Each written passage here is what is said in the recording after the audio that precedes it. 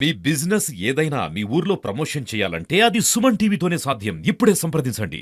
గోదావరి మళ్లీ ఉగ్రరూపం దాలుస్తోంది. భద్రాచలం వద్ద ప్రమాదకర స్థాయికి నీటి మట్టం చేరింది. భారీ వరదకు స్నానఘట్టాలు మునిగిపోయాయి. ప్రస్తుతం భద్రాచలం వద్ద 43 అడుగుల స్థాయికి నీటి మట్టం చేరింది.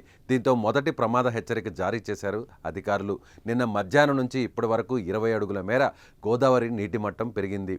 ఇక 48 అడుగుల వరకు భద్రాచలం వద్ద గోదావరి నీటి మట్టం పెరిగే అవకాశం ఉందని కేంద్ర జలసంఘం అధికారులు అంచనా వేస్తున్నారు. గోదావరి దిగువన శబరి నది ఉప్పొంగి ప్రవహిస్తోంది. శబరి పోటు వేస్తే గోదావరి ప్రవాహం వేగం తగ్గి భద్రాచలం వద్ద నీటి మట్టం మరింత పెరిగే అవకాశం ఉంది. కేంద్ర జలసంఘం సూచనలతో జిల్లా యంత్రాంగం అప్రమత్తమైంది. గోదావరి తీర ప్రాంత వాసులు అప్రమత్తంగా ఉండాలని సూచన చేస్తోంది. ఛత్తీస్గఢ్లో కుండపోత వర్షాలకు దిగువకు భారీగా వరద వచ్చి చేరుకుంటోంది. తాలిపేరుకు భారీగా ఇన్ఫ్లో నమోదు కాగా ప్రాజెక్టు 24 గేట్లను అధికారులు ఎత్తివేశారు. ఇంద్రావతి నదికి ఇప్పటికే వరద భారీగా చేరుతోంది. ఈ ప్రభావంతో భద్రాచలం వద్ద గోదావరి ఉగ్రరూపం దాలుస్తోంది.